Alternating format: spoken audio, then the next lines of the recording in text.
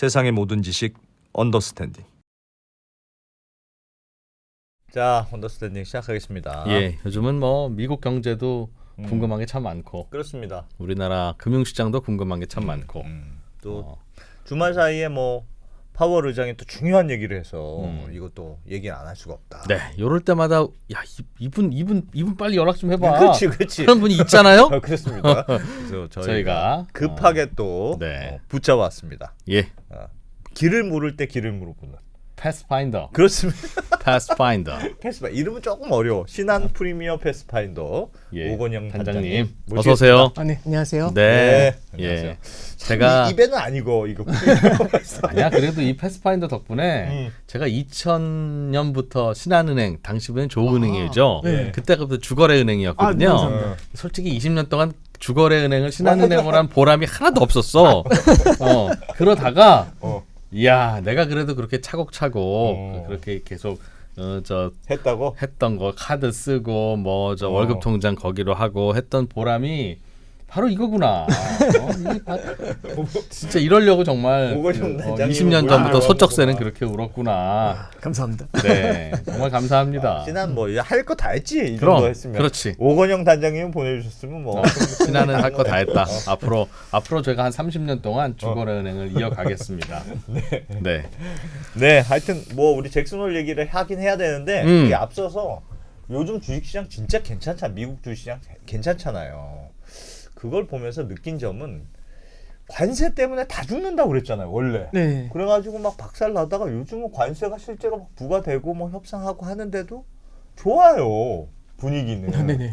그럼 뭐 이럴 거면 왜 관세 때문에 그게 망가졌어? 이게 뭐야? 이런 생각도 들고 어떻게 생각하십니까? 이게 뭐 그냥 간단하게만 몇 개 좀 짚어드리면 이유는 여러 가지가 있는 것 같은데 첫 번째 이제 이게 이제 그거잖아요. 4월달에 관세 부과한다고 해서 그 난리가 났는데 지금 8월 7일부터 실제로 관세가 부과된 거지 않습니까? 관세 부과되기도 전에 저 모양이면은 관세 부과되면은 무너지겠네 이런 생각까지 했는데 이제 관세가 실제 부과됐는데 뭐 사상 최고치 맨날 벗기고 난리가 아니잖아요. 그러게요. 그럼 이제 이거 뭘로 해석할 수 있을까라고 하면 첫 번째는 좀 시장이 적응한 건 분명히 있는 것 같아요. 그러니까 이제 트럼프라는 사람에 대해서 적응한 것들도 있고, 그 다음에 관세에 대한 공포도 사실은 상호 관세를 4월 2일 날 부과를 할 때 한국 같은 경우는 50% 부과하면서 50% DC 해가지고 25% 부과할게요 이렇게 얘기했던 거 기억나시잖아요. 근데 이제 4월 9일에서 그걸 3개월을 연기를 하면서 10% 기본 관세만 부과가 됐어요. 그러니까 관세가 8월 7일부터 부과된 거는 뒤에 붙은 상호 관세인 거고 기본 관세는 실제로 부과가 돼 있었거든요. 그래서 그 관세에 대해서는 조금씩 시장이 좀 익숙해진 점도 있고 그 다음에 트럼프라는 캐릭터에 대해서 그리고 이 관세라는 어떤 이슈에 대해서 시장이 이제 3, 4개월 정도 지나니까 4월 2일 딱 감당할 수 없을 정도로 맞았을 때 대비해가지고는 약간은 적응한 게 아닌가 그런 생각은 좀 첫 번째는 들어요. 그래서 약간 심리적인 면이 좀 있는 것 같고요. 두 번째는 이게 제가 봤을 때는 어떤 정책의 어떤 효과는요. 정책 그 자체도 되게 중요하지만 어떤 의지를 갖고 있는지도 굉장히 중요하거든요. 이 관세가 처음 딱 부과됐었을 때 다들 이제 뭐라고 했냐면 기자들도 야 이렇게 되면은 미국 경제 안 좋아지고 주식시장도 흔들리게 되고 미국 경기 침체가 될 수도 있는데 그럼 트럼프 행정부 이거 감당할 수 있겠어? 라는 질문을 베센트 재무장관에게도 했고 그 다음에 캐롤라인 레빗이라고 대변인한테도 물어봤고 트럼프 대통령한테도 직접 물어봤어요. 근데 그때 당시에 이제 이분들의 이제 답이 트럼프 대통령도 그러고 다 똑같아요. 뭐라고 했냐면 이거 우리 미국 경제가 한 레벨 더 올라가려면 어쩔 수 없이 우리가 감내해야 될 고통이다. 이런 식으로 얘기를 했어요. 그러니까 이 얘기는 뭐냐면 관세 밀고 간다. 주식시장 무너지면 어떡할 겁니까? 라고 했더니 이제 캐롤라인 레빗이 그때 했던 얘기가 뭐냐면 그건 숫자에 불과하다. 하루하루 숫자를 보면서 우리가 정책을 판단하진 않는다. 이런 얘기를 했고 그런 것들보다 결국에는 미국이 얼마나 빌드업 되는 게 굉장히 중요하다. 이런 얘기들을 굉장히 많이 했거든요. 근데 요즘은요. 분위기가 좀 바뀌었어요. 뭔가 이제 그 정책을 쓰려고 할 때 문제가 되잖아요. 그럼 바로 유예를 해요. 그래서 이제 우리가 얘기하는 게 타코라는 말이 나온 거잖아요. 그러니까 트럼프 올웨이스 치킨즈 아웃이잖아요. 그러니까 그 중에 이제 대표적인 게 요번에도 미중 간에 8월 13일인가 그랬거든요. 8월 12일인가 미중 90일 간의 그 관세 유예 있었잖아요. 그거 3개월 더 연기해가지고 11월 10일인가로 밀어버렸죠. 그러니까 문제가 될 것 같고 감당하기 어려우면 뒤로 밀어주죠. 유로존 같은 경우도 원래 6월 달에 50% 관세 때린다고 했거든요. 예. 그랬더니 또 시장이 깜짝 놀랐더니 일단 연기 해가지고 지금 15% 다시 다운시켰지 않습니까? 그래서 뭔가 문제가 될 것 같은 경우가 생기면 트럼프는 항상 물러나는구나 이제 이런 모습이고 예. 베센트 재무장관도 뭔가 이렇게 얘기를 할 때 되게 관세라든지 이런 것에 대한 충격을 얘기하잖아요. 그럼 그 뒤에 꼭 얘기를 해요. 이거 너무 걱정하지 않아도 된다고. 이런 얘기를 하고 그 다음에 얼마 전에 얘기했던 게 뭐가 있냐면 이게 약간 얼음덩어리처럼 관세는 녹을 거라는 얘기를 해요. 본인이 직접. 너무 걱정하지 마라 이런 얘기죠. 그래서 제가 기사를 한번 가져와 봤어요. 그 느낌을 한번 살려보죠. 예. 지난 4월 1일 날 기사부터 한번 볼게요. 자, 지난 기사 4월 1일 날 기사입니다. 베센트 재무장관한테 물어보니까 주식시장의 부정적 반응 때문에 관세 정책 재검토할 수 있냐 이렇게 질문했더니 대통령이 항상 말했듯이 주식시장은 한 시점은 포착한 것에 불과하다. 이렇게 얘기하죠. 별거 아니다, 이거 별거 별거 아니다. 아니다. 그렇죠. 무너져도 된다. 이 얘기죠. 자, 그 다음에 3월 11일 날 트럼프 대통령이 했던 얘기입니다. 뭐라고 물어보냐면 폭스뉴스와의 인터뷰에서 우리 경기 침체 예상하냐. 그랬더니 트럼프 대통령이 우리가 하는 일은 미국의 불을 다시 가져오는 과정이다. 일정한 과도기적 시기가 필요하다. 이렇게 하면서 증시가 최근 조정을 받은 것에 대해서 큰 의미를 두지 않았다. 예. 물러섬이 없는 거예요. 그냥 예. 가는 거예요. 예. 자, 하나 더. 밑에 보면은 3월 18일 기사인데 트럼프 대통령이 뭐라고 하냐면 관세 유예를 요청하는 자동차 업계 최고 경영장들과의 전화회의에서 뭐라고 했냐면 버클업, 안전벨트 매라 이런 얘기를 했어요. 자, 이거 딱 보시면 요 느낌을 딱 보시면은 그때 당시 트럼프 행정부의 의지는요. 관세 강행이죠. 네. 시장이 흔들리건 경기가 무너지든 우리는 2보 전진을 위한 1보 후퇴를 한다. 이게 그때 당시 그렇지, 트럼프 그렇지, 행정부의 그렇지. 뉘앙스였어요. 우린 간다. 예, 그렇죠. 우린 그러면 다들 뭐라고 했냐면 진짜 하나? 이런 거죠. 설마 했는데 진짜 하나? 이게 예. 그 분위기였거든요. 근데 4월 9일 날 그 난리가 나고 국채 시장까지 흔들리니까 바로 깨갱하면서 이제 물러섰지 않습니까? 예. 그럼 물러선 다음에 최근의 분위기 한번 읽어볼게요. 뭐라고 나오냐면 최근 분위기. 그때는 관세 협상이 이 185개국 대상으로 되겠어라고 했더니 지금 얘기하는 건 8월 11일 날 기사죠. 10월 말까지 남은 국가들하고 무역 협상 거의 다 완료할 것 같아요. 이 얘기는 딱 들으면은 관세에 대해서도 굉장히 높은 고유 관세 같은 경우도 좀 내려와 가지고 협상이 될 것 같다는 뉘앙스가 느껴지죠. 그 다음에 파국을 피해서 중국과의 관세를 90일 연장했다는 얘기가 12일 기사로 나오죠. 그 다음에 제가 아까 말씀드린 거예요. 상호 관세에 대해서 베센트 재무장관이 뭐라고 하냐면 시간이 지나면 얼음 조각처럼 녹을 존재 상호 관세는 이렇게 얘기했죠. 그래서 니케이는 얼음 조각 아이스 큐브라고 칭한 발언을 근거로 미국의 상호 관세가 축소 가능성이 있다. 그래서 베센트 재무장관이 옛날에 뭐라고 했냐면 제가 언더스탠딩 나와서도 말씀드렸어요. 지금 관세 전략은 엘러베이트 투 디엘러베이트라고 말씀드렸거든요. 네. 이게 무슨 얘기냐면 낮추기 위해서 높이는 겁니다. 그럼 이 짓을 왜 하는데 이게 이런 거죠. 제가 말씀드린 거예요. 관세 2% 때릴 테니까 우리 관세 협상해요라고 하면 2%라고 하면 안 나오잖아요. 예. 근데 제가 그런 거죠. 30% 하면 어떻게 되죠? 잠깐 전화 오죠 바로. 그럼 엘러베이트를 해야죠. 그래서 딱 들어오면 유리한 협상을 하고 난 다음에 그 다음에 관세를 낮춰주면 물가가 높아졌다가 낮아지는 효과가 생기죠. 그러네. 예. 그렇죠. 예. 근데 지금은 그 카드를 쓰면 안 되지만 얘기하는 건 그거죠. 이 뒤에 나와 있는 조건은 여러 가지 미국의 불공평한 무역 적자가 해소가 되면 그때는 이게 얼음 조각처럼 녹아버릴 거라고 얘기하는 겁니다. 결국에는 엘러베이트 투 디엘러베이트를 굉장히 클리어하게 8월 11일 날 던진 거예요. 예. 자, 그 다음에 마지막 하나가 트럼프 행정부에서 가장 센 애가 있잖아요. 우리 미란 보고서라고 그때 떠들썩했던 거 기억나세요? 예. 이 미란 보고서가 트럼프 가신 중에서 제일 세잖아요. 이 사람이 이제 얘기했던 것 중에 뭐가 있냐면 플라자 합의까지 해가지고 달러 약세를 만들어서 무역 적자를 갖다가 해소해야 된다 뭐 이런 얘기를 했어요. 있죠. 다른 네. 국가들 다 압박해야 된다고. 예. 그래서 이 사람은 결국에는 달러를 어마어마하게 약세로 만들어야 된다 이런 주장까지 한 거예요. 네. 근데 지난 4월 달에 기억하시겠지만 탈달러라는 말이 나왔어요. 달러 가치가 막 무너지고 있는데 미국이 대놓고서 탈달러 얘기하잖아요. 달러 더 무너뜨릴 거야 이러면 달러 패권이 흔들릴 수 있죠. 이거 무섭지 않을까요? 그러면 셀 어메리카가 나와요. 미국 자체에서 도망치는 거죠. 그래서 스티브 미란이 5월 달에 한 얘기 한번 들려드릴게요. 뭐라고 했냐면 이 사람은 달러 약세 강성 달러 약세주의자예요. 뭐라고 했냐면 스티브 미란은 달러 약세를 유도할 것이라는 관측을 부인하며 강달러가 미국에 좋다 이렇게 말해요. 예. 이 형님 갑자기 말이 바뀌었죠. 뭐라고 하냐면 비밀리에 무언가 추진하고 있다는 소문은 사실이 아니다. 이렇게 얘기하면서 달러 가치 절하를 위한 통화협정 이게 플라자 합의였잖아요. 예. 그 얘기 논의하고 있다는 주장에 선을 그었대요. 그거 아니라고. 난 그런 거 주장한 적 없다고. 이 형님 말이 안 되죠. 뭐라고 하냐면 미란 위원장이 뭐라고 하냐면 달러의 기축통화 지위는 단순히 환율, 달러가 약해진다, 높아진다 이걸 떠나서 글로벌 지배력을 의미한다고 강조했대요. 이게 무슨 얘기죠? 미국은 무역 적자를 줄이기 위해서는 달러 약세가 필요하죠. 예. 달러 패권을 유지하려면 달러 강세가 필요하죠.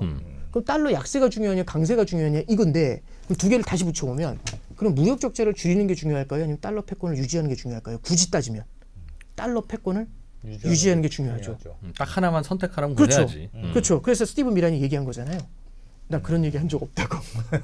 그 달러 가치 안정이라는 얘기를 여기서 하고 있는 거죠. 사회생활 잘하는 사람이었네. 굉장히 스마트한 사람. 이번에 지금 그래서 연준에 들어가는 들어갔죠. 거잖아요. 연준에 들어가서 9월 FOMC에 참여해야 된다고 이사로 참여하라고 얘기하는 거죠. 투표권을 갖고 있거든요. 예, 그래서 지금 제가 이제 기사를 지난 4월달 기사하고 최근 기사하고 좀 한번 같이 읽어드렸죠. 그럼 본심이 뭘까? 원래 본심이 최근 얘기가 본심이었는데 앞에는 약간 블러핑이었을까요? 아니면 좀 생각이 바뀐 걸까요? 이제 저는 생각이 바뀐 거라고 생각하는 게 처음에 세게 밀었다가 이제 주식시장이 흔들렸잖아요. 예. 주식시장 흔들리는 데서 눈 하나 깜짝 안 했어요. 근데 어디서 눈동자가 흔들렸냐면 채권금리. 예, 그렇죠. 국채금리가 뛰면서 달러 가치가 빠지는 거죠. 이러면 미국에서 자본 유출이 날 수 있어요. 이건 무서웠을 거예요. 그때 셀 아메리카 그렇죠. 얘기 조금 있었죠. 예, 그리고 네. 거기 탈 달러라는 얘기가 나왔잖아요. 이렇게 되면은 미국도 힘들 수밖에 없거든요. 그래서 그 현상이 나타난 날 베센트 재무장관이 러트닉 상무장관하고 트럼프를 방문해서 그때 피터 나바로라고 더 강성주의자가 잠깐 자리를 비운 사이에 트럼프한테 가서 이거 유예해야 된다고 해서 90일 유예가 나왔었던 거죠. 저는 자꾸 신경 쓰이는 게 저 얼음 조각처럼 곧 녹을 거다. 아, 예. 라는 저 말이 아유 지금은 이러지만 2, 3년 후에는 상호관세 다 없애줄 거야. 트럼프 대통령 얼마나 너그러운 사람인데 이런 얘기일 수도 있으나 네네. 아니야 원래 지금은 관세가 힘들지만 모래주머니 차고 다니다 보면 곧 익숙해지듯이 네네. 그냥 니들도 곧 익숙하게 될 거야. 그렇죠. 그런 얘기일까요? 저는 근데 개인적으로 어떤 생각을 하냐면 물론 이제 그 안에 들어가 보진 않았지만 만약에 진짜 아무런 문제가 없잖아요. 예. 그럼 상호관세를 더 유지하려고 하겠죠. 근데 이제 조금 힘겨워하고 무엇보다 상호관세로 인해서 인플레이션 부담이 안 사라지잖아요. 그럼 상호관세율을 낮출 수 있죠. 근데 우리가 꼭 기억하셔야 될 게 기본관세하고 상호관세가 있어요. 기본관세 10%는 무조건 맨데토리예요. 얘는 그냥 딱 있는 거고 거기에 얹혀놓은 거지 않습니까? 상호관세를. 그럼 상호관세를 낮추더라도 기본관세 10은 남아 있는 거죠. 그렇기 때문에 이제 우리나라 같은 경우는 15% 부과받았지 않습니까? 예. 그러면 이게 낮추더라도 결국에는 기본관세를 다시 적용을 해서 10%까지는 내야 될 거다. 그러면 사실 어떤 일이 벌어지는 거냐면 다른 국가들 입장에선 상호관세에 익숙해진 상태에서 부담이 줄어들잖아요. 그러면 그리고 이제 미국 입장에서는 관세 때문에 물가가 올라갈 것 같은데 오히려 물가가 내려가는 효과가 생기죠. 예. 예, 그러니까 이제 이런 효과들을 같이 기대를 하는 겁니다. 그래서 원래 그 아까 말씀드렸던 엘리베이터 투 디엘리베이터라는 단어 자체가 이게 지난 12월 달에 작년 12월 달에 취임하기 전부터 나왔던 단어예요. 그래서 이제 그때의 그림대로 가는 것 같고 예. 지난 4월 달에는 생각하지 못했던 충격 때문에 굉장히 당황했던 것 같아요. 그러면서 시장이 적응할 수 있는 그 시간을 준 거고 지금은 시그널을 조금 다르게 보내고 있다. 이렇게 볼 수 있습니다. 그래서 이제 제가 두 가지를 말씀드렸죠. 시장이 적응했다. 그 다음에 당국의 스탠스가 좀 바뀌었다. 그렇죠. 그럼 이제 당국이 그리고 결국에는 미국 정부에서도 사실 이번에는 여러 가지 정책적인 보완을 그때하고 다르게 좀 했어요. 그럼 어떤 정책 보완을 했느냐? 그거 잠깐 기사 한번 같이 읽어볼게요. 네. 뭐라고 했냐면 이렇게 나와요. 지난 4월 17일 날 시장이 이렇게 막 흔들렸잖아요. 시장이 막 흔들리니까 이제 그때 당시 이제 베센트 재무장관한테 인터뷰를 한 거예요. 베센트 재무장관한테 뭐라고 하냐면 이거 지금 베센트 재무장관이 무언가 시장을 좀 안정시키려고 하는데 이런 안정책이 전혀 시장에 효과가 없대요. 예. 근데 이제 베센트 재무장관이 굉장히 답답하면서 뭐라고 얘기하냐면 이렇게 하는 거예요. 관세에 대해서 지금 다들 과도하게 주목을 하고 있는데 관세만 중요한 게 아니다. 트럼프 행정부에서는 관세랑 감세랑 규제 완화 요 세 개의 다리를 함께 봐야 된다고 얘기를 해요. 그러니까 우리 그 스툴이라고 하잖아요. 의자. 스툴 의자 보면 이렇게 딱 하나 있고 의자가 있고 그렇죠. 산발이 의자가 있는 거잖아요. 네. 이 산발이 의자에 세 개의 다리인 거예요. 그럼 다리 하나만 있으면 이 의자가 버티질 못하잖아요. 예. 그게 관세거든요. 그러니까 관세만 보지 말고 감세하고 규제 완화라는 거를 같이 봐야 된다라고 얘기를 하고 있는 겁니다. 자, 그러면 감세하고 규제 완화라는 게 같이 들어왔을 때 이 세 개의 다리가 들어오면은 무엇이 바뀌는지를 한번 제가 칠판에 쓰면서 설명을 좀 해드릴게요. 네. 예. 관세가 다들 보시는 것처럼 관세가 충격을 주는 가장 큰 이유는요. 요게 실물 경제 교역을 축소시키면서 성장을 무너뜨리게 돼요. 그렇습니다. 이게 제일 무서운 거죠. 그러니까 네. 성장이 무너지니까 금융시장이 흔들리게 되고 예. 그 보셨던 것처럼 셀 아메리카 이런 거 나오는 거거든요. 그럼 이 관세를 갖다가 이 성장 둔화를 뭘로 커버할 건데 그랬더니 여기에 다른 하나의 다리를 갖다가 설정을 해요. 그 다리가 뭐냐면 감세가 들어오는 겁니다. 감세를 하게 되면은 미국의 내수 경기가 마찬가지로 성장이 끌려 올라오겠죠. 예. 그렇죠? 그러면 둘이 상쇄가 될 거지 않습니까? 예. 그러니까 관세만 던지는 게 아니라 관세를 던져가지고 성장이 흔들릴 거를 감세로 딱 메워버리는 거죠. 그러면 감세가 되면 또 문제가 있어요. 뭐가 문제냐면은 돈이 재정 없어. 적자가 커지게 되죠. 빚 부담이 커지잖아요. 예. 근데 관세를 하니까 어떤 일이 벌어지죠? 최근에 베센트 재무장관 인터뷰 뭐라고 나오냐면 올해 관세로 3천억 달러 벌 것 같대요. 그러면 향후 10년이면 3억 달러잖아요. 예. 3조 이거 달러. 감세해가지고 3조 3천억 달러 부채가 늘어날 것 같다고 하거든요. 근데 3조 달러가 여기서 메워주면 아, 돈이 그냥 계속 도는구나. 그렇죠. 그래서 여기 결국엔 무슨 얘기냐면은 관세라는 거는 적자를 갖다가 낮추는 효과가 생기죠. 세수를 늘리게 되니까. 그럼 둘이 상쇄를 시킬 수 있지 않습니까? 근데 이제 그 생각이 들죠. 관세라는 게 지금 현재 그만큼 올해는 3천억 달러 거둘지 모르지만 미국 경기 안 좋아지거나, 그러니까 다른 나라 경기가 안 좋아지거나, 그 다음에 다른 나라하고 싸움질 하게 되면 앞으로는 관세 수입도 줄어들게 되잖아. 이런 생각할 수 있잖아요. 그래서 여기에 보완책으로 뭐가 들어오냐면 규제 완화라는 걸 하나를 더 들어오는 거예요. 그래서 요게 세 개의 달인 거거든요. 그래서 첫 번째, 요 두 가지로 첫째는 상쇄를 시켜버린 게 있고, 이 규제 완화에는 대표적으로 어떤 게 있냐면 이런 게 있어요. 혹시 SLR 규제 완화했다는 얘기 아마 들어보셨을 거예요.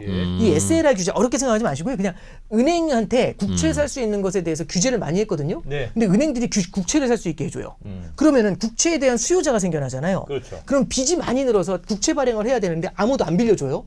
근데 은행들이 빌려줄 수 있게 해주는 거예요. 네. 그러면은 얘는 SLR 규제가 완화가 되면은 국채를 사는 수요가 생기니까 너도 나도 저한테 돈 빌려주는 거잖아요. 예. 그러면 이자를 싸게 빌릴 수가 있겠죠. 금리 떨어져. 그렇죠. 그럼 얘는 금리를 낮추는 효과가 있어요. 얘는 금리를 만약 낮추게 되면은 이 부채 부담이 아무래도 더 줄어들게 되겠죠. 빚도 많은데 금리도 높으면 굉장히 힘들겠지만, 그래서 첫 번째는 SLR 규제 완화 같은 은행 대출 규제 완화가 있는 거고요. 그 다음에 두 번째는 아마 이것도 들어보셨을 거예요. 지니어스 법안이라는 게 통과가 되잖아요. 스테이블. 그렇죠. 스테이블 코인이죠. 스테이블 코인은 1달러의 스테이블 코인을 발행을 할 때 여기다가 담보로, 그러니까 지급준비금으로 1달러에 상응하는 단기 국채를 갖다가 담아야 된대요. 그러니까 1달러를 발행할 때 1달러의 단기 국채가 딱 붙어 있어야 이 1달러를 발행할 수 있거든요. 자, 그러면 지금 스테이블 코인의 사이즈가 2,500억 달러 정도 된대요. 근데 2,500억 달러 정도 된다는데 베센트 재무장관은 이 스테이블 코인 시장이 앞으로 뜨거워질 거고, 그럼 이 금액이 3조 달러까지 늘어날 수 있어, 이렇게 얘기하거든요. 그러면 3조 달러까지, 이 중에 한 80% 정도가 단기 국채가 돼요. 그럼 3조 달러의 80%면은 2.4조 달러 정도 되는 거 아닌가요? 예. 그러면 중국에 지금 미국 국채 갖고 있는 게 1조 달러 정도 갖고 있거든요. 세계 1위인데. 일본도 한 1조 달러 있거든요. 그럼 둘 합친 것보다 많죠. 그러니까 이 정도면은 단기 국채에 대한 탄탄한 수요를 만들 수 있죠. 그럼 얘도 마찬가지로 금리를 낮춰주는 효과가 나타날 수가 있겠죠. 예. 그래서 규제 완화가 이렇게 들어간 게 있고요. 그 다음에 이제 세 번째로 뭐 좀 말씀드릴 수 있는 게 뭐냐면, 혹시 세 번째로 H2N2 칩이 있잖아요. 엔비디아의 엔비디아 H2N2 거. 칩의 네. 중국 수출을 허용했다, 이런 기사 혹시 보신 적 있으세요? 예. 요거 중국 수출을 허용을 하면은 이게 이제 어떤 효과를 가져오게 될까요?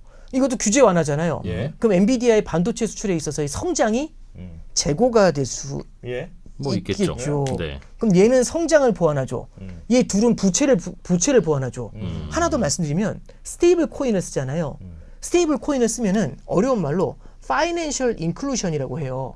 뭐냐면 지금 현재는 달러가요, 스위프트 시스템이라는 걸 통해 가지고 송금을 통해서 전 세계로 퍼지거든요. 예. 근데 이 스위프트 시스템에는 이 각 국가에 있는 은행들이 이 스위프트의 회원사로 들어와 있어야 여기서 달러망이 돌아요. 근데 스테이블 코인은 은행이 없는 곳에도 들어갈 수 있거든요. 네. 아프리카에 있는 국가들 있잖아요. 그래서 뭐 콩고, 가봉 이런 나라에도 이 스테이블 코인은 들어갈 수가 있어요. 예. 그 얘기는 뭐냐면은 달러를 갖다가 쓰는 국가들이 더 촘촘하게, 그러니까 뭐냐면 예전에 손 여기까지밖에 못 들어갔으면 이제 손끝까지 막 들어가는 거죠. 아. 달러가. 그럼 달러에 대해서 좀 더 많은 국가들이 더 폭 젖어버릴 거 아닐까요?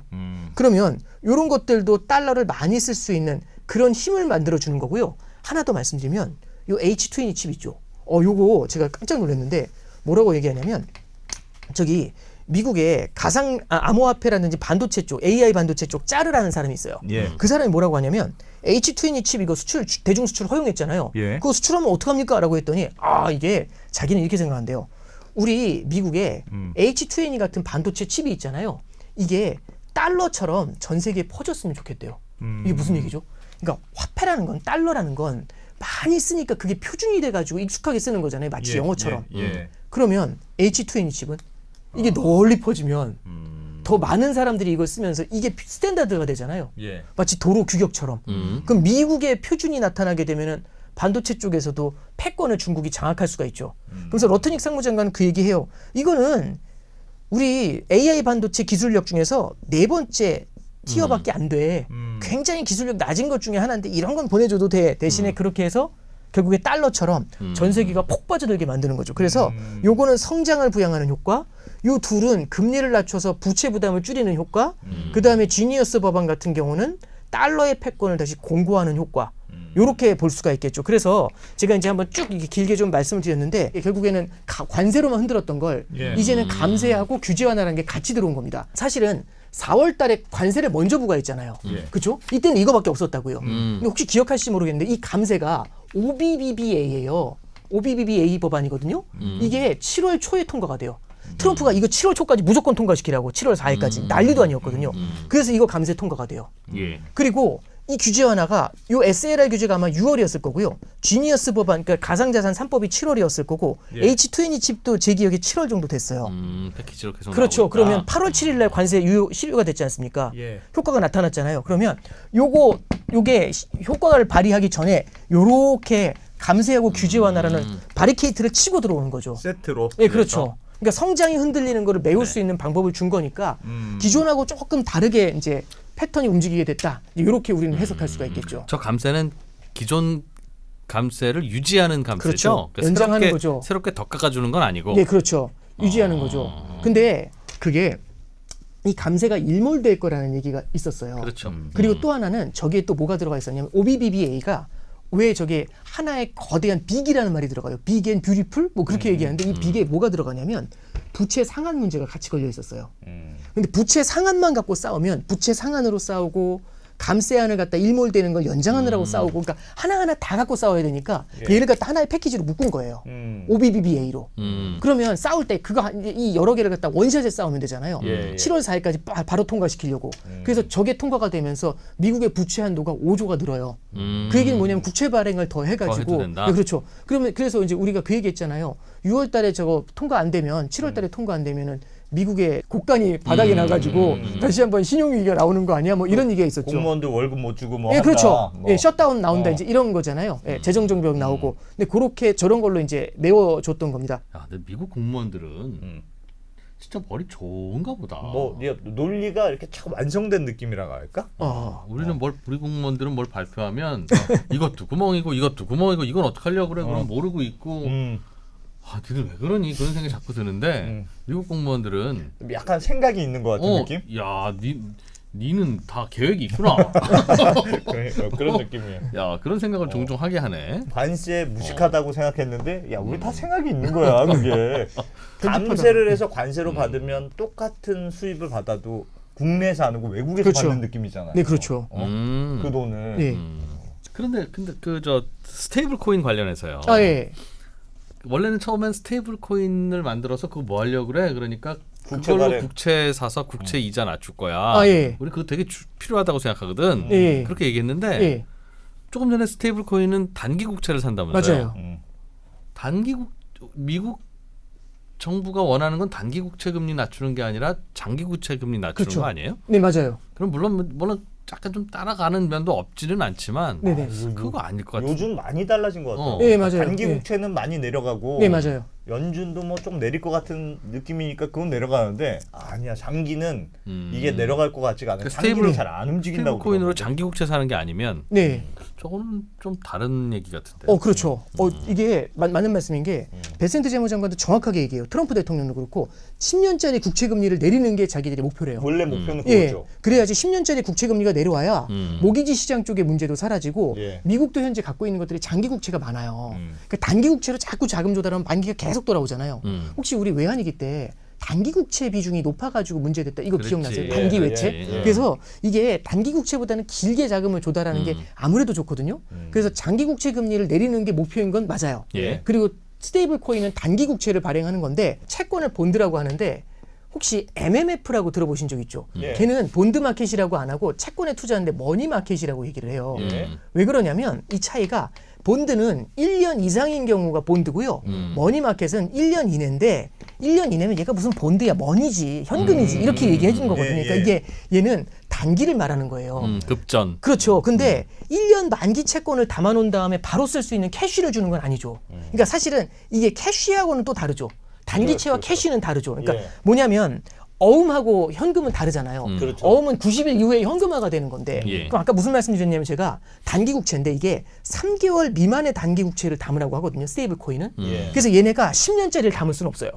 왜냐하면 당장 줘야 되는데 당장 저 스테이블 코인 채권 바꿔달라고 하는데 이게 10년짜리 국채면 팔아서 줄 수밖에 없잖아요. 만기가 안 너무 돌아오니까. 차이가 많이 나니까 그렇죠. 그나마 현금하고 비슷한 거 그렇죠. 팔아. 캐시가 가장 근접한 애를 하다 보니까 스테이블 코인 같은 경우는 단기 국채를 하는 거거든요. 근데 네. 이제 지금 이프로님께서 질문 주신 게 뭐냐면 아니 스테이블 코인은 결국엔 단기 금리를 낮추는 거지 장기 금리하고 무슨 상관이 있는데 이 질문이 되는 거예요. 예. 근데 잠깐 보시면 이거 맞아요. 그래서 스테이블 코인은 단기 쪽에 국채에 대한 수요를 늘리게 되죠. 예. 실제 장기 쪽에는 수요가 늘어나지 않아요. 전혀 그 효과가 없어요. 그래서 단기 쪽에 수요를 끌어올리는 효과가 있는데 그러면 이게 미국에서 이 베센트 재무장관이 머리가 되게 좋은 것 같아요. 볼 때마다 감탄을 하거든요. 얼마 전에 딱 이틀 됐나? 딱 나와가지고 무슨 얘기하냐면 스테이블 코인이 앞으로 3조 달러 성장할 거라고 엄청난 시장이래요. 그러면서 뭐라고 하냐면 스테이블 코인은 미국의 단기 채권 시장의 유동성을 늘려줄 거래요. 예. 알고 있구나. 그런데 너네는 장기 금리가 필요하다며 했더니 하는 얘기가 뭐냐면 그거에 부응하여 우리가 국채 발행을 할 때 앞으로 장기를 갖다가 8, 단기를 2만큼 발행했다면 이제는 장기를 7, 단기는 3. 그러니까 단기 국채의 발행 비율을 단기적으로 일시적으로 높일 수 있다고 얘기하는 거죠. 그러면 잠깐만요. 무슨 얘기냐면 단기 국채는 수요가 늘어나잖아요. 예. 그렇죠? 근데 여기서 장기 국채 발행을 줄이면서 단기 국채 발행을 늘리면 여기선 단기 국채의 공급이 늘어나죠. 그렇죠. 그럼 요 둘이 딱 맞아가지고 떨어지죠. 2분이 돼서 떨어지죠. 예. 근데 여기는 어떻게 됐죠? 공급이 줄어드니까. 줄잖아요. 공급이 줄면 장기 국채의 가격이 오르니까 장기 국채 금리를 눌러버릴 수 있죠. 쿠션 쳐서 들어가는 거예요. 오. 그러니까 이제 여기만 끌어올리는 게 아니라 여기서는 장기 국채 공급을 갖다 줄이겠다고 얘기를 하고 있는 거죠. 공급을 줄이면 되는 거 아니냐. 머리 좋죠.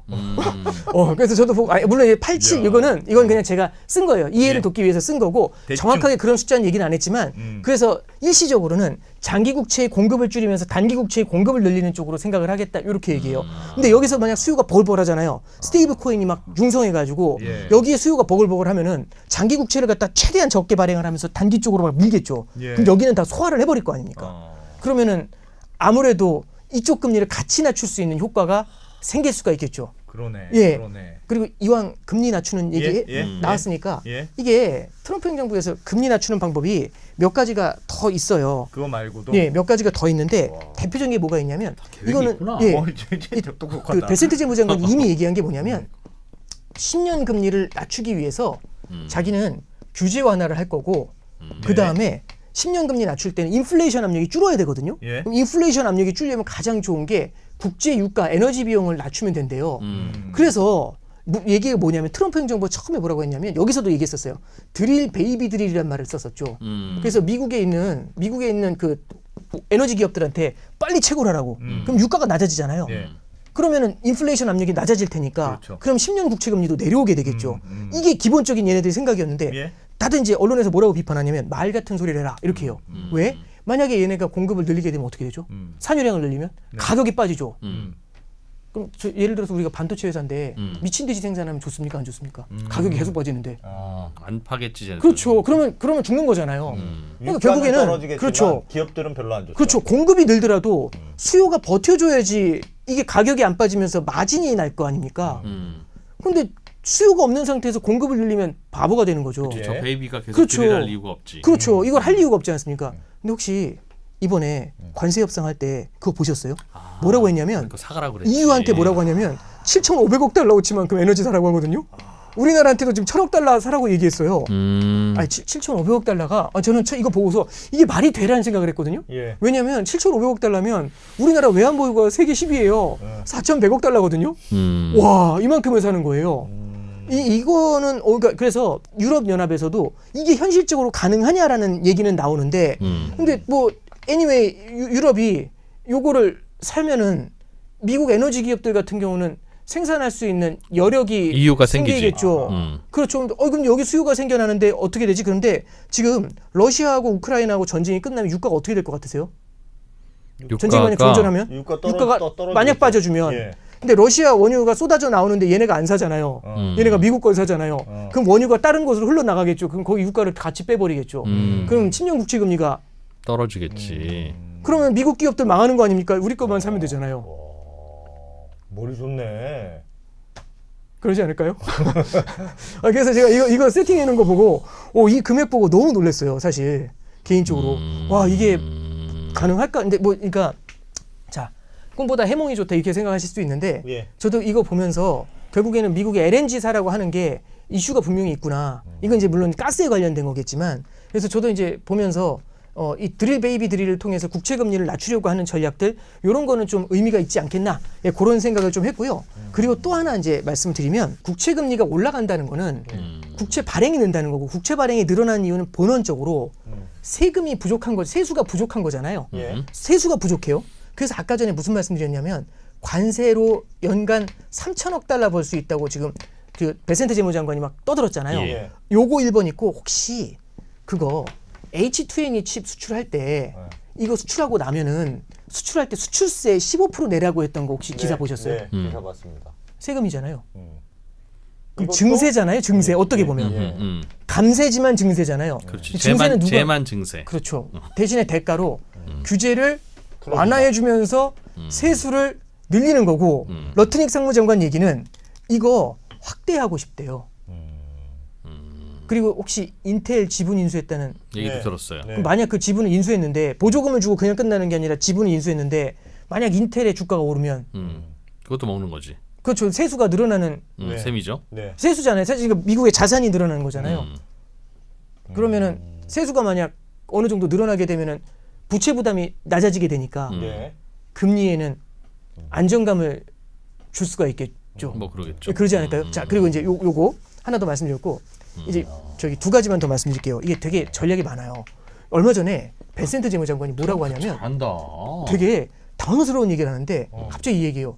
일본 지금 중앙은행 BOJ가요. 예. 굉장히 늦대요. 뭐가 늦어 했더니 물가 대응을 안 하고 있대요. 물가 대응을 안 해가지고 이거 문제가 크대요. 그러니까 이 기사 잠깐 보세요. 이 미국 재무장관이 갑자기 일본 중앙은행한테 너네 왜 물가 대응 제대로 안 하니? 이렇게 얘기하고 있는 거예요.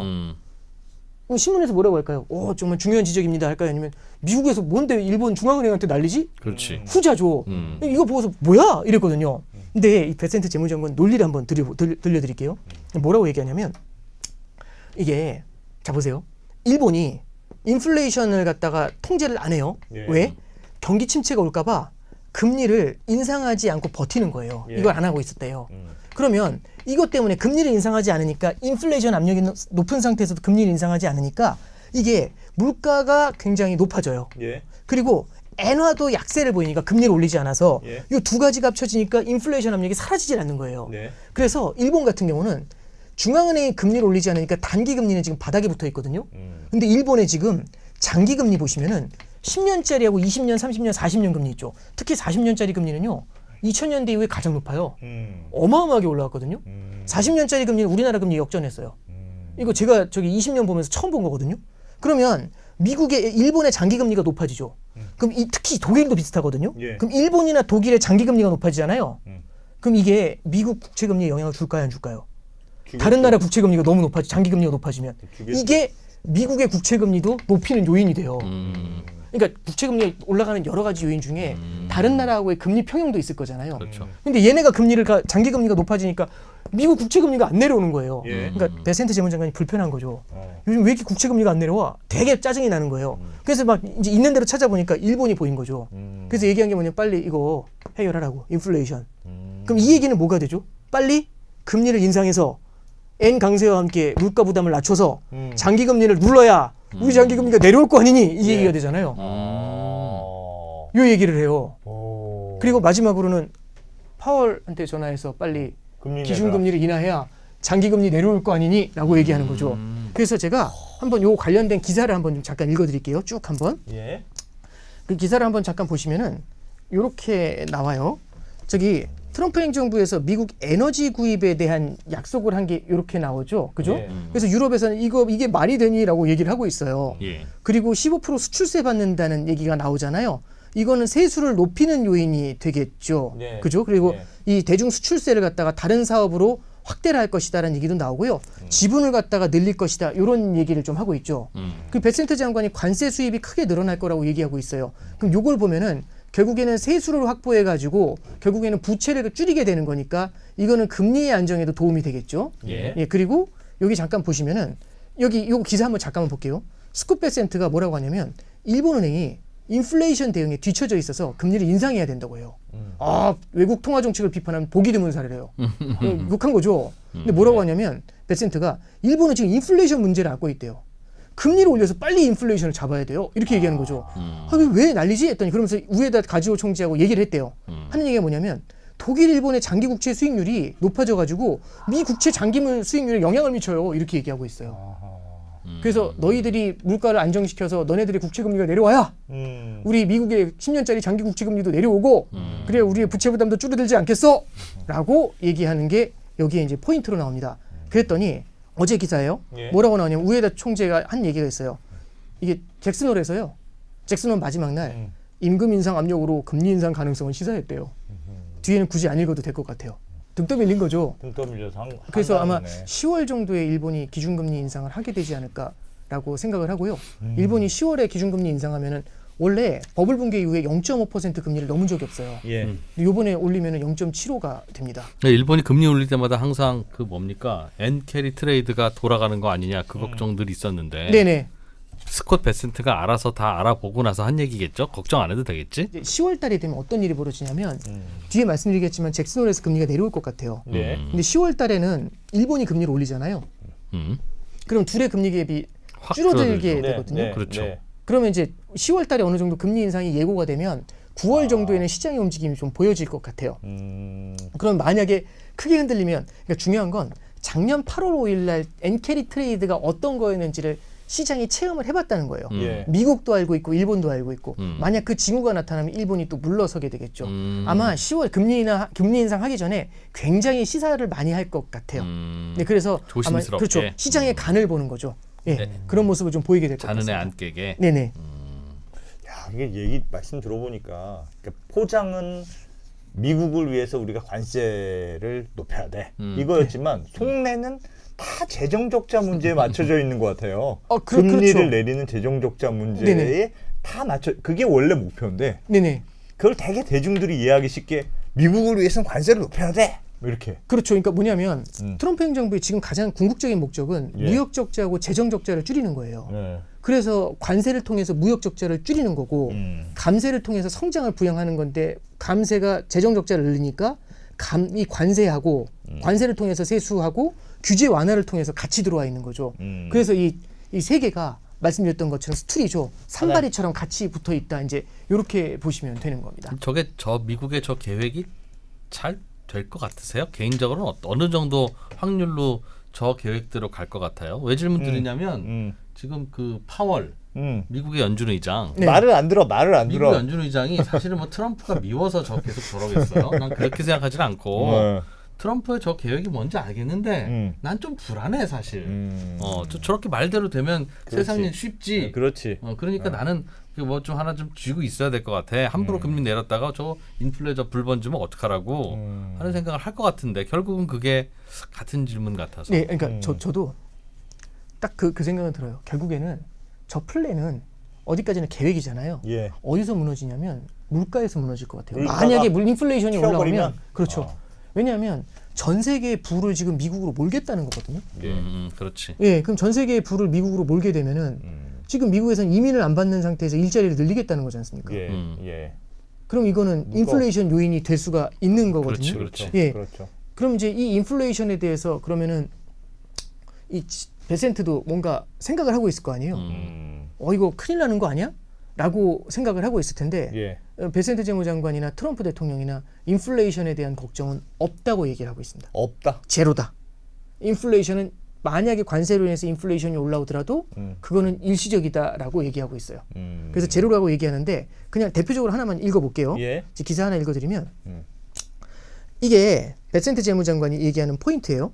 뭐라고 하냐면 베센트 재무장관이 7월 달에 그 연준이 금리 인하를 안 하고 인플레이션이 문제된다라고 얘기하니까 이렇게 얘기를 해요. 아, 참 답답한 사람들이다. 이런 뉘앙스로 뭐라고 하냐면 우리는 미국 경제는요. 1990년대처럼 10년 동안 매우 강한 인플레이션이 없는 성장을 할 수 있을 것이다. 앞으로. 90년대에요. 어떤 일이 있었냐면 물가가 오르지 않는 상태에서 미국 경제가 강한 성장을 이뤄가요. 그래서 이때 당시 그린스펀 연준 의장이 뭐라고 하냐면 이건 인터넷 혁명에 힘입은 뉴 이코노미다 이렇게 얘기를 했었어요. 그래서 지금도 하이퍼스케일러들의 AI 지출이 GDP 약 1%를 차지하고 있다. 이러면 결국엔 신기술로 인해서 생산성이 높아질 거라고 얘기하는 겁니다. 생산성이 높아지게 되잖아요. 이 생산성의 개선이라는 게 결국에는 물건을 가성비 있게 만들어낸다는 거죠. 결국엔 이게 물건을 만들어내더라도 자동화라든지 훨씬 더 비용이 낮춰가지고 생산할 수 있잖아요. 그러면은 성장이 나와도 물가 상승이 없는 이런 90년대식의 아름다운 성장이 가능할 거야 라고 얘기를 하는 거예요. 그래서 이거 물가 문제 안 될 거야 라고 얘기하고 있고 그 밑에 조금만 더 읽어볼게요. 어차피 나중에 읽어야 되니까 뭐라고 하냐면 그들은 Fed예요. 연준이 관세 인플레이션에 대해서 틀렸다라는 걸 스스로 자각하게 될 거예요. 이렇게 얘기해요. 뭐라고 하냐면 관세는 일회성 가격 조정이며 만약 조정이 일어난다고 해도 이건 인플레이션이 아니야. 이렇게 얘기하는 거죠. 그래서 뭐라고 하냐면 지난달 소비자 물가 지수가 시장 예상보다 0.1% 높았거든요. 10bp가 높았어요. 그래서 뭐라고 하냐면 지난달 모두가 10bp만큼 물가가 올라오니까 소비자 물가 지수가 전 세계가 이거 봐라 인플레이션이다 이랬대요. 근데 이제 베센트가 얘기하는 건 그건 반올림 오차고 얼마 안 된다는 얘기죠. 10bp도 안 된다는 얘기죠. 그 시점에 이미 작년보다 달러가 10% 평가 절하됐대요. 달러가 10% 약세되죠. 그럼 이제 물어보는 거예요. 오히려. 그럼 그게 관세로 인해서 물가가 올라온 것 같아요? 아니면 달러가 절하돼서 달러 약세로 수입 물가가 올라서 오른 것 같아요? 물어보는 거예요. 0.1% 물가 상승이 뭐일 것 같아요? 모르죠. 모르는데 관세 때문이다라고 인플레이션이 관세다 이렇게 얘기하는 것 자체가 아니란 얘기죠. 그래서 왜 다들 뭐라고 하냐 이 10bp 상승은 달러 평가 절하 때문이었을 수 있다. 연준을 있죠. 얼어붙게 만든 것이 열린 마음의 결혈이에요. 뭔가 관세 강박 증후군이 있으니까 정신 좀 차리세요라고 얘기하는 거죠. 이게 트럼프 행정부에서 아까 OBBB 법안을 7월 4일날 통과시켰다고 했잖아요. 그 법안 통과시키려고 트럼프 대통령이 직접 의회에 가가지고 의원들 중에서 반대하는 사람들 있잖아요. 하나하나서 원바이원으로 다 설득해요. 지금 뭐가 굉장히 절실하냐면 연준을 금리 인하로 선회시키는 게 되게 중요하잖아요. 그럼 연준을 선회시킬 때 결국엔 위원들은 여러 명이 있지만 열 몇 명이 있지만 실제로 투표에 들어오는 사람은 잠깐만 여기 쓸게요. 위원 7명 이사들 7명하고요. 파월 포함. 그다음에 5명의 지역 연준 의원이에요. 그럼 잠깐만 볼게요. 이게 무슨 말씀이냐면 이사들 7명은 픽스거든요. 그럼 이사들 7명이 누가 있을까라고 보면은 파월 의장이 있어요. 그 다음에 제퍼슨이라는 부의장이 있고요. 그 다음에 월러 이사가 있고 보우만 이사가 있어요. 그 다음에 리사 쿡이라는 이사가 있고요. 그 다음에 마이클 바라는 이사가 있어요. 그리고 마지막으로 쿠글러 이사라는 사람이 있어요. 7명의 연준 이사들이 있거든요. 그럼 이 사람들이 어쨌든 무조건 들어와서 투표를 할 거잖아요. 금리 인상할지 인하할지. 자, 그럼 하나씩 한번 볼게요. 지금 쿠글러 이사는 사임했어요. 그래서 이 사람 대신에 누가 들어간다는 얘기냐면 스티브 미란이 들어간대요. 그래서 미란이 들어가는데 스티브 미란이 9월 달에 FOMC부터 참여할 수 있도록 빠르게 임명하라고 이걸 종용하고 있어요. 트럼프 대통령이. 그 다음에 이 마이클 바라는 분은 이 사람은 원래 규제 강화했던 사람이에요. 근데 규제 강화하면서 난리 부렸던 사람이거든요. 그래서 이미 지난 1월 달에 금융규제 담당 부의장이었는데 이 사람을 금융규제에서 떼내고 그걸 갖다 보험원으로 바꿔버렸어요. 그러니까 이미 날개가 하나 떨어진 거죠. 이 사람은 오바마 대통령 때 그 재무부 쪽에 차관이었어요. 그러니까 이분은 사실 눈밭에 난 사람이죠. 전 정권 사람. 그렇죠. 이미 1월 달에 한번 손을 봤어요. 그 다음에 이번 혹시 이 월러하고 보험원은 아시겠지만 이미 트럼프 행정부의 힘을 받아가지고 7월 달에도 금리 인하해야 된다고 둘이 반대표 던진 사람이잖아요. 그 사람 저 2명이고. 그리고 이 제퍼슨 부의장은 지금 연준 의장 차기 후보에 올려놨어요. 후보가 12명이 그 중에 하나예요. 말 잘 들어라. 말 잘 들어라. 그다음에 리사 쿡이라고 보이죠. 이 리사 쿡 이사가 최근에 혹시 모기지 부정 있다는 들어봤어요. 기사 보신 적 있으세요? 네. 주택담보대출 유리하게 거짓말해서 유리하게 받아서 지금 사임압력을 받고 있다. 다 건드렸죠. 파월 빼고 다 아니 파월은 뭐 맨날 한번 그 연준 공사하는데 찾아갔잖아요. 잘하자 이 얘기였잖아요. 그리고 그냥 잘합시다 이 얘기였잖아요.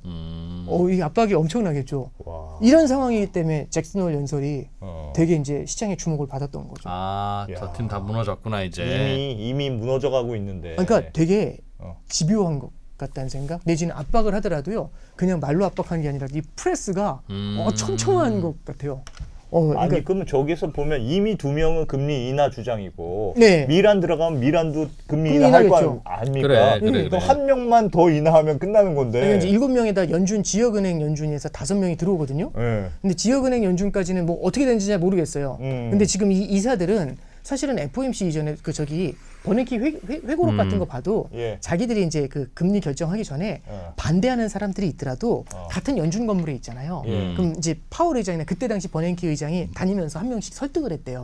그러니까 어느 정도는 이제 말이 통하는 거죠. 여기끼리는. 네. 근데 지금 여기부터 흔들어 버리면 이제 흥미로운 일이 벌어지겠죠. 그래서 9월달에 금리 인하 어떻게 되냐? 파월이 지금 이렇게 고립돼 있는 상태에서 예. 과연 어떤 발언을 할 거냐. 이래서 잭슨 홀 연설이 되게 주목을 받았던. 이번 잭슨홀에서는 예상보다는 하여튼 내릴 것처럼 얘기했잖아요. 네네. 그래서도 깜짝 놀라고 와 이제 뭐 다 그 흘러가는 대로 간다. 그러니까 이게 시장에 이제 환호한 포인트가 있는데 요것도 제가 좀 간단하게만 좀 설명을 드릴게요. 예. 이게 사연이 되게 길어요. 파월 약간 불쌍한 생각이 든다. 파월 너무하네 파월이. 되게 힘드실 것 같아요. 예. 근데 이게 잠깐 보시죠. 이게 세상 사람들은 다 트럼프를 미워해서 트럼프 반대쪽에 있는 사람은 다 불쌍하고 착하대. 곧 그 생각을 바꾸시게 될 겁니다. 그래서 중앙은행은 결국엔 네. 성장이라는 거하고 물가라는 두 가지 목표가 있거든요. 예. 근데 이 성장하고 물가를 바라보는 트럼프의 시각과 파월의 시각이 다른 거예요. 트럼프는 뭐라고 하냐면 지난번에 고용지표 주저앉은 거 봤니? 라고 얘기해요. 고용지표가 하향 수정이 됐잖아요. 이거 지금 심각하니까 빨리 금리 인하해야 된다고 이렇게 얘기를 해요. 근데 이 파월 의장은 뭐라고 하냐면 그 고용지표 주저앉은 거 한번 잘 생각해보자라고 얘기를 해요. 네. 뭐라고 얘기하냐면 이번에 고용 일자리 그러니까 뭐냐면은 실질 채용은 확 줄어든 거예요. 예. 실질 채용은 확 줄어들었는데 같이 볼 게 뭐냐면 실업률이 그러면 실질 채용이 줄어들고 고용이 무너졌잖아요. 그러면 실업자가 늘어나겠죠. 예. 그럼 실업률이 뛰어야 되잖아요. 실업률은 안정, 양호해요. 응? 이건 뭐지? 실업률이 왜 안정이 돼 있지? 이런 생각이 들거든요. 여기에 플러스 뭐가 있냐면 임금 있죠. 실업자가 늘었으면 임금이 내려가야 되잖아요. 예. 임금이 올랐어요. 이게 뭐죠? 말이 안 되잖아요. 네. 그러니까 그 파월은 뭐라고 하냐면 이거는 새로운 경제 균형이다라고 얘기해요. 어떤 구조적 변화인데 뭐가 있냐면 팬데믹을 거치면서 미국 사람들이 이제 미국 자영업이에요. 사람을 못 구해가지고 고생한 적이 있었잖아요 예전에. 예. 너무너무 사람 구하기 힘든 거예요. 그러면 있는 사람 자르는 게 싫죠. 왜? 숙련된 노동력을 잘라가지고 그렇지. 진짜 구하기 힘든 신입을 갖다 받아들여야 되잖아요. 예. 그래서 이제는 해고도 줄어드는 거예요. 해고가 없으니까 일자리가 비질 않잖아요. 그러면 채용이 줄겠죠. 예. 그래서 채용 자체가 많지 않아요. 근데 그러면 사람이 많은데 채용을 많이 안 하면 실업률이 높아지잖아. 이렇게 생각할 수 있는데 작년에 비해서 이민이 확 줄어드는 거예요. 그럼 그 얘기는 뭐냐면 노동 시장에서 노동력의 공급도 줄어든 거죠. 그렇죠. 그래서 노동자를 채용하려는 수요도 같이 줄어드는 거죠. 예. 그러니까 한쪽만 줄어드는 게 아니라 양쪽이 같이 줄었잖아요. 그러면 실업자가 늘어나질 않으니까 실업률이 올라가질 않죠. 그러네요. 그리고 임금도 당연히 그렇게 안 크게 떨어지고. 주저앉거나 그런 문제가 안 생기죠. 그래서 절묘한 균형이잖아요. 그래서 이거는 무언가 새로운 임금의 구조가 나타난 거라서 예. 이거는 성장은 양호하다고 봐야 된다. 이렇게 얘기를 해요. 성장은 양호하다고 봐야 된다. 그 얘기는 이거 숫자가 줄었으니까 빨리 금리 인하해야 돼. 이 얘기를 좀 더 지켜봐요. 이 얘기한 거죠. 예. 그래서 여기는 금리 인하해라. 여기는 안 한다. 신중하자. 이 얘기하는 거죠. 그다음에 트럼프는 뭐라고 하냐면 자 물가는 관세라는 거 이거 일시적이잖아라고 얘기하는 게 이 맞죠. 왜냐하면 관세를 매년 15%씩 올리진 않지 않습니까? 예. 이번에 적용하면 그냥 그걸로 가는 거잖아요. 매년 올리는 게 아니잖아요. 그러면 소비자 물가지수는 전년 대비 올해예요. 예. 그럼 올해 올린 게 내년까지 15% 관세 올라간 게 영향을 주겠죠. 예. 근데 이 1년이 지나가게 되면은 그 다음에 관세를 또 올리는 게 아니니까 그러면 이 기간만 지나가면 물가가 더 안 올라가겠죠. 예. 전년 대비로 측정하는 거니까. 그렇지. 그러면 이건 일시적인 게 맞죠. 이거는 상식이지 않습니까? 예. 그래서 이거 일시적인데 왜 난리니라고 얘기한 게 아까 베센트의 그 얘기예요. 근데 여기에 대해서 이제 파월 회장이 얘기하는 건 이런 얘기하는 거죠. 이거 맞는데 지금 시장이 뭐가 문제냐면은 4년 넘게 물가 목표로 돌아가지 못했대요. 그래서 이게 고착화 리스크가 있대요. 인플레이션의 고착화 리스크가. 이게 4년 반째거든요. 4.5년 됐어요. 아직까지도 물가가 높은 상태예요. 전년 그러면 대비, 그렇죠. 작년 대비. 그럼 이게 사람한테 약간 고착화되잖아요. 고질병이 되면 치료도 힘들지만 굉장히 쉽게 재발할 수 있어요. 약간의 충격으로도. 그럴 수 있죠. 근데 지금 보면은 관세를 부과하잖아요. 근데 이 관세 부과가 협상도 길 뿐만 아니라 이 파월 회장이 무슨 얘기를 하냐면 이 관세를 부과하잖아요. 이 관세가 바로바로 영향을 주는 게 아니라 다른 제품에까지 시차를 두고 나타난대요. 그러니까 그래서 무슨 비유를 하냐면 지난번 FOMC 때 1기 트럼프 행정부 때 세탁기에 대해서 관세 부과했더니 시차를 두고 건조기 가격이 올라가더래요. 건조기는 관세하고도 상관이 없는데. 그러니까 이게 생각보다 긴 관세의 영향이 생기잖아요. 예. 그럼 그게 4.5년 동안 이어져왔던 인플레이션을 5년, 6년을 이어가게 만들죠. 일본이 30년 디플레이션에서 못 벗어나잖아요. 왜냐면 그게 머릿속에 고착화돼 버리니까. 고착화돼서. 그러니까 인플레이션 기대 심리를 자극할까 봐. 그래서 뭐라고 하냐면 물가를 보면은 여기서는 금리 인하에도 아무 문제 없다. 물가가 부담이 안 되니까. 여기는 물가 부담되니까 금리 인하 못 하겠다. 이러면서 둘이 팽팽하게 싸우는 거예요. 예. 이런 상태에서도 이 파월이 등판한 겁니다. 생각이 엄청 다르네요. 그렇죠. 이 고용에 있어서는 이게 이제 새로운 균형이라고 얘기를 하잖아요. 예. 이렇게 얘기했었잖아요. 그러면서 이거 성장이 나쁜 거 아니야 이렇게 얘기를 했는데 요번에 이제 얘기를 이렇게 하더라고요. Curious kind of balance라는 얘기를 써요. 그러니까 curious라는 단어를 쓰거든요. 이게 호기심 많은이란 말도 되지만 굉장히 기묘한 뭐 이제 이런 거죠. 기묘한. 아주 기괴한데 약간 느낌이 이제 그런 느낌을 주면서 이런 unusual한 고용의 시츄에이션. 그러니까 실업률이 안 올 이런 케이스죠. 예. 고용을 갖다가 무너졌는데 실업률이 안 올라가는 이런 아주 unusual한 시츄에이션이 있는데 지금 이민을 막지 않았으면 실업률이 폭등했을 거지 않습니까? 그렇죠. 그렇죠. 근데 뭔가 우리가 근데 지금 이민을 갖다 독립적으로 생각해요. 그걸 없다고 생각해요. 그러면 지금 일자리가 줄어드는 건 맞는 거죠. 예. 그렇죠. 그렇죠. 그렇죠. 그러면 만약 잘못 걸려서 뭔가 다른 이슈가 생겨서 공급이 늘어나면 실업률이 폭등할 문제가 생기죠. 그렇죠. 그러니까 우리가 그걸 생각하지 말고 결국에는 이 일자리가 어떻게 되고 있는지를 같이 봐야 된다는 얘기죠. 그 얘기를 하면서 지금 이거는 잘못 걸리면 굉장히 성장을 빠른 둔화를 만들어낼 수 있는 리스크가 있다 이렇게 얘기를 해요. 지금은 균형인데 이거 꽤 위험한 상태야. 그렇죠. 여기로 간 거예요. 그러니까 이제 성장 쪽에서는 트럼프 쪽의 편을 든 거예요. 그럼 물가는요? 라고 했더니 일시적 물가 상승이 베이스 시나리오입니다. 이렇게 얘기해요. 아, 그것도 트럼프 그렇죠. 얘기를 이쪽으로 간 그렇게 한 거죠. 거네요? 왜 갑자기 생각이 바뀌었을까? 그랬더니 이제 시장이 어떻죠? 와 이렇게 된 게 이번 잭슨홀입니다. 근데 제가 이제 여기까지 말씀드렸잖아요. 이게 이제 다 알려진 거고요. 예. 그리고 이제 뒷부분을 좀 보셔야 되는데 이번 잭슨홀 연설은 파월 회장이 두 개로 구조를 나눴어요. 1부하고 2부가 있었습니다. 그래서 1부에서는 지금 방금 전에 말씀드린 것처럼 감동을 줬죠. 1부에서는 그래서 트럼프 생각 쪽으로 갔다. 예. 1부에서는 죄송합니다. 1부에서는 이제 뭔가 열정을 줬죠. 예. 감동과 열정과 감동 이걸 줬죠. 예. 그죠? 근데 이제 2부에서는 뭘 얘기하냐면 이게 이부가 있었어요? 이것도 사연이 좀 이부가? 길어요. 이게 뭐냐면 5년짜리 장기적인 연준의 통화정책 프레임워크라는 게 있어요. 통화정책 프레임워크가 있는데 이 프레임워크가 이게 언제 바꿔졌냐면 2020년도 8월달 잭슨홀 때 그 팬데믹 때 있었잖아요. 예. 코로나 때. 이게 아직도 기억나요. 제가 이거 어떻게 했냐면 그때 3프로 TV 나와가지고 여기 못 나오고 그때 집에서 줌으로 했었어요. 줌으로. 네, 그때 당시에요. 예. 그때 했었는데 이때 뭐가 나오냐면 AIT라고 해가지고 평균 물가 목표제가 나와요. 평균 물가 목표제가 이제 딱 도입이 됐는데 뭔지 이게 기억나요. 5년이 지났어요. 예. 5년이 지났으니까 이제 올해가 25년 8월이에요. 예. 그래서 이걸 갖다가 바꿔야 돼요. 어. 그래서 요거 변경을 한 거예요. 어떻게 변경했습니까? 그 얘기를 해드릴게요. 이게 사연이 좀 길어요. 일단 근데 얘가 뭔지 모르면 변경한 게 알 수가 그렇지, 없겠죠. 변경한 그렇지. 거를. 예. 그래서 이제 사연을 잠깐 말씀드리면 이게 금융 위기가 있었죠. 금융 위기가 있었는데 그렇게 돈을 퍼부어도요. 제로 금리를 유지하고 돈을 퍼부어도 이게 성장이 안 나와요. 물가도 안 올라오고. 그래서 버냉키 그때 당시 의장이 대체 왜 이러지? 해서 보니까 시장에서 얘기하는 거예요. 아 이게 이유가 있다. 왜냐면 이때는 인플레이션 타겟팅이라는 걸 했거든요. 인플레이션을 봐요. 무슨 얘기냐면 인플레이션 타겟팅이라는 얘기는 제가 여기 잠깐 써드릴게요. 뭐냐면 요렇게 물가가 2%잖아요. 네. 성장이 나와서 지금 굉장히 물가가 낮지만 성장이 나와서 2%를 넘죠. 네. 그럼 바로 때리는 거예요. 금리 인상해서 딱 때리는 거죠. 2% 넘었으니까. 그렇죠. 요 위를 막 때리는 거예요. 막 때려. 그래가지고 요로 올라오지 못하게. 그러니까 이제 시장에서 어떤 생각하냐면 저렇게 돈 퍼봐봤자 나중에 2만 넘으면 바로 먹을 자를 거 아니야. 그래서 간 게 의미가 없어 해서 사람들이 기가 질려서 안 올라온대요. 그래서 버냉키 의장이 뭐라고 하냐면 2012년에 뭘 하냐면은 물가 목표제를 도입하면서 이때 포워드 가이던스를 도입해요. 포워드 가이던스에 뭐라고 하냐면 앞으로 2, 3년 동안 금리 안 올릴게. 이렇게까지 얘기해요. 예. 이게 포워드 가이던스 탄생입니다. 이때 점도표가 들어와요.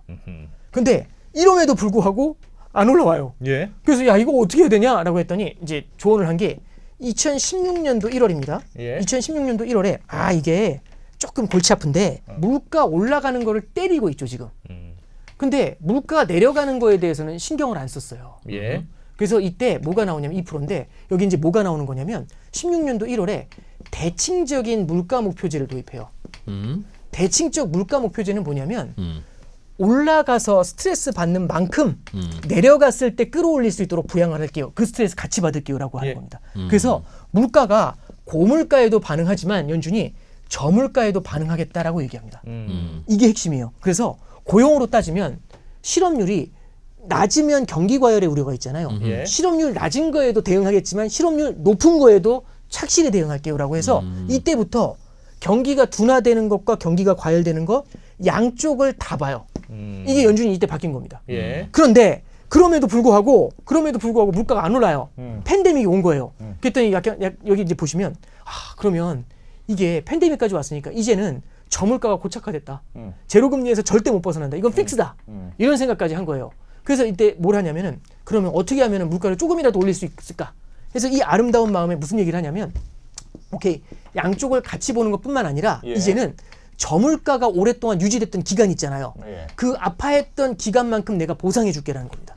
아파했던 그 기간만큼 더 잘해줄게. 예. 그래서 아파했던 기간이 있잖아요. 그럼 여기 이제 물가 목표보다 모자랐었던 물가 있죠. 예. 이만큼 다 계산해줘요. 그다음에 뒤에 물가가 2%로 딱 올라오죠. 예. 그럼 때리는 게 아니라 이 아픔, 이 과거의 이 아픔의 크기만큼 금리 안 올리고 버텨주겠다는 거예요. 잠깐 올라가도 그렇죠. 일단 유지하겠다. 네. 평균으로 보겠다. 그렇죠. 평균으로. 그리고 고용도 뭐라고 하냐면 고용도 올라가는 것과 내려가는 것, 경기가 과열되는 것과 경기가 둔화되는 거 있잖아요. 이 양쪽을 다 본다고 했다가 지난 2020년도에는 뭐라고 하냐면 이 양쪽으로 벗어난 걸 디비에이션이라고 해요. 네. 영어로 편차라고 하죠. 편차는 양방향이에요. 예. 근데 이렇게 얘기합니다. 둔화되는 것만 보겠대요. 그걸 어려운 말로 뭐라고 하냐면 숏폴이라고 합니다.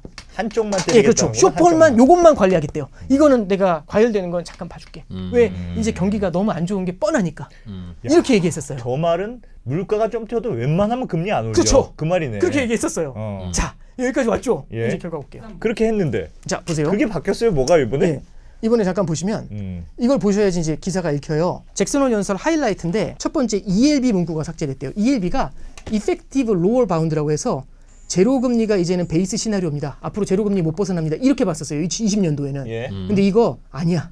이제 물가가 올라올 수 있고 금리도 높을 수 있어 라고 얘기했습니다. 자, 이건 그래서 환경이 바뀌었어요. 그 예. 얘기고 두 번째는 유연한 물가 목표제를 복귀했대요. 뭐냐면 평균 물가 목표제 있잖아요. 네. 보상 전략이죠. 아파했던 만큼 보상해 줄게요. 그렇죠. 요거 폐지? 폐지했어요. 그래서 평균 물가 목표처럼 과거에 상처받은 거 이제 무시. 그런 거 필요 없다. 그래서 유연한 인플레이션 타겟팅. 이게 뭐죠? 양방향 다 보는 거. 양방 예. 다 보고 지금 당장 이 순간만 충실하자. 튀면 금리 올릴 예, 그렇죠. 거야. 그 얘기가 되는 거죠. 그 밑에 보시면 쇼폴이 삭제됐대요. 이게 제일 중요합니다. 쇼폴이 삭제됐다는 게 뭐죠? 이제 부족만을 완화 대상으로 이것만 보기로 했었는데 이제는 양방향을 다 봐요. 그러면은 여기서 경기가 과열되잖아요. 그럼 금리를 올릴 수가 있어요.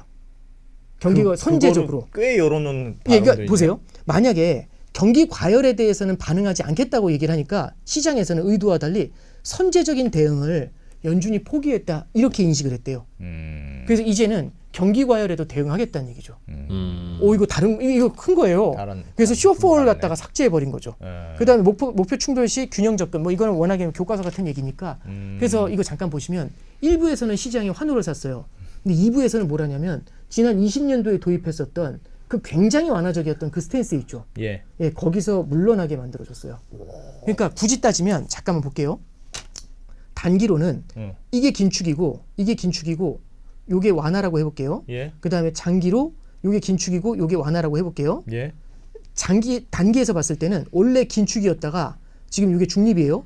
살짝 중립을 넘어서 여기로 온 거예요. 파월 의장이. 예. 트럼프 행정부 쪽으로 붙은 거예요. 그러네요. 근데 요 장기에서는 원래는 완벽한 슈퍼 완화였다가 지금 요쪽으로 살짝 넘어와서 요 정도에 붙어 있는 거예요. 그런 느낌이에요. 예, 그래서 단기에서는 보냈는데 장기에서는 땡긴 거죠. 예, 그러니까 어차피 근데 장기는 향후 5년이지 않습니까? 파월 회장은 없을 거예요. 그렇죠. 파월 회장은 없는데 대신에 연준에서 무언가 지난 5년과는 다른 프레임워크로 대응할 수 있게 단기와 금리를 다르게 봐준 거죠. 그래서 실제 금요일 날 보시면은 단기 금리 내리는 폭이 장기 금리 내리는 폭보다 컸어요. 오히려 눈앞에서 금리 내리는 건 눈에 보이니까. 그래서 이제 이렇게 정리를 좀 해드렸는데 잭슨 홀에서 이제 이걸 보면은 결국엔 이런 것 같아요. 단기로 금리 인하가 되는 건 맞는데 금리 인하의 중장기적인 횟수 있죠. 요거는 조금 스탑을 걸면서 들어온 것 같아요. 근데 저 장기금리 말씀하셨던 평균 물가 목표제라든가 그런 거 바꾸는 건 제가 이 이슈는 아예 몰랐는데 어떻게 보면 약간 예상됐던 거예요. 그러니까 앞에 말했던 단기 이슈, 파월의 생각이 좀 트럼프식으로 바뀐 거잖아요. 네네. 그래서 꽤 완화적인 스탠스로 변경한 거잖아요. 그래서 지금 시장이 좋아하고 있는 건데 그거는 파월이 바뀌었어? 하고 놀랐는데 예. 저 장기적인 평균 물가제라든가 저런 구조적인 변화는 예. 한 번 5년 됐으니까 원래 바뀔 때가 됐어 그쵸. 인 건지 원래 아니면 이거 예상이 됐고요. 그거는 근데 예상이 이제 됐던 거예요. 사실 이 5년 만에 그 목표제 바꾸는 거 있잖아요. 조금 늦었지. 작년 사실은. 말부터 이미 늦었죠. 계속 회자가 됐어요. 그리고 어떤 식으로 바꿀지에 대한 얘기들이 계속 흘러왔거든요. 근데 평균 물가 목표제를 진짜 폐지하냐? 아니면 여러 시나리오 중에 하나로 살려놓느냐 이제 이런 정도의 얘기가 있었는데 이번에 이제 폐지를 한 거죠. 근데 사람들이요 당장 다음 달에 금리 인상 인하가 우리 눈에 들어오지. 그렇죠. 저희 5년 안에 뭐 어떤 프레임워크로 간다 이런 거 거룩한 얘기 별로 안 좋아할 수 있지 않습니까?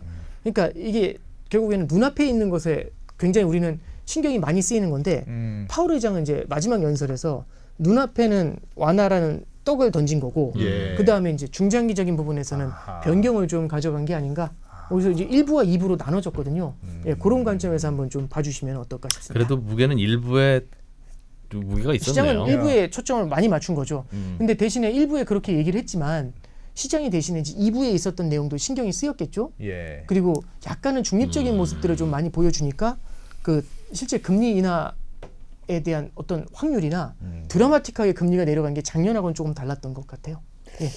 금리 이제 요번 그걸로 이번 잭슨 홀로 금리 인하 쪽으로는 방향 확실히 잡은 것 같은데 예, 단기간 시장에서도 금리 인하 그렇게 쪽으로 방향 잡은 거죠. 포인트는 그럼 앞으로 얼마나 빨리 얼마나 많이 얼마나 깊게 내릴 네. 거냐. 그게 이제 남은 과제인 거고. 네, 이게 저기 요번에 잭슨홀에서도 굉장히 짧게 지나갔지만 예. 중립금리가 올라갔다는 표현을 썼어요. 중립금리가 올라갔을지도 모릅니다라는 표현을 썼는데 이 얘기는 목표로 하는 금리 레벨이 있거든요. 예. 목표 금리가 예전에는 2.5%였다면 지금은 3.0, 3.5가 됐을 수 있다는 얘기예요. 네. 목표가. 예. 지금 4.5잖아요. 그럼 원래는 깊게 누를 수 있었던 걸 2.5까지 확 누를 수 있었던 걸 이제는 3이나 3.5까지밖에 못 누르는 거잖아요. 그러네. 그러면은 당장 9월에 하냐 안 하냐 이제 첫 번째 이슈는 그거지만 예. 얼마나 하냐 내년까지 내후년까지 여기서는 조금 시장한테 헷갈리게 만들어주는 메시지를 던진 게 이번 잭슨홀의 포인트가 아니었나 싶습니다. 많이는 안 내릴 수도 있어 이런 뉘앙스를 살짝 흘린 거네요. 네네네. 미국 경제가 젊어졌을 수도 있다는 거네. 오히려 요 팬데믹 그렇죠. 이후에. 중립금리가 말이죠. 올라갔다는 건 예. 그 말이 그 말이죠. 어떻게 예. 우린 원래 열이 좀 나는 어떻게 체질이야. 예, 그렇죠. 나이를 거꾸로 먹어. 근데 예. 거꾸로 먹고 있다는 거네요. 예, 그러니까 좀 어려운 얘기지만 미국의 잠재 성장률이 저기 지난 5년 정도 보면은 기존 5년 대비해서 올라간 것 같아요. 미친 나라야. 와. 러닝을 시작했나? 네. 알겠습니다. 네. 네. 지난 와. 금요일에 미국 주가가 다시 올라갔길래 도대체 무슨 일이 벌어졌는지 그러네요. 거기에 대한 함의가 생각보다는 복잡하고 야. 생각보다는 심오하고 야, 나 오늘 정리가 되게 많이 됐어. 역시 뭐 오건영 당장님 네. 정리해 주시니까 그냥 좋네. 내가 신한은행을 주거래은행으로 쓰는 이유가 있다니까. 신한은행 아주 큰 일을 하고 있어. 그럼. 잘 들었습니다. 고맙습니다. 고맙습니다. 네, 고맙습니다.